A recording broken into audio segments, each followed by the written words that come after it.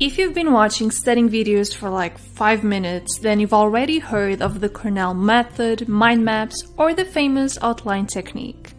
These are all proven ways to take effective notes in class or during revision because they provide a clear structure for ideas, facts, and arguments, and have been used by top-scoring students all over the world.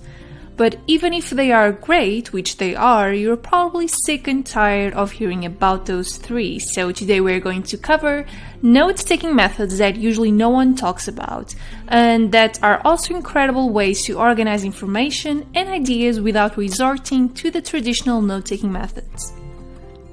The split page method is a great note-taking method for factually dense subjects and is used as a more condensed version of flashcards, promoting active recall after your lectures or in preparation for evaluation.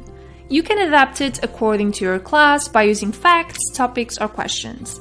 Dividing the page in half, you can insert the name of the topic or the question that needs to be answered in the left side of the page and the corresponding answer or definition on the right column. You can either study these notes normally or by folding the page to create an added challenge and quizzing yourself on these topics. This type of note-taking system can be easily recreated in digital formats, and I will link down below an awesome video that explains how you can do it in Google Sheets.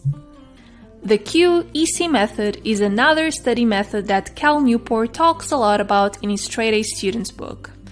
QEC stands for Question, Evidence, and Conclusion, and the main purpose of this system is to structure all of your lectures into question, evidence, and conclusion formats that you can then compile into one big study guide. Besides reducing the amount of unnecessary information transcribed into your notes, the QEC system creates a clear and obvious interrelation between topic, conclusion, and then the stream of facts and arguments that connect the two. Furthermore, this note-taking system is two-in-one, since besides helping you organize information while you are reading or attending your lectures, you're also creating valuable study materials to use during revision.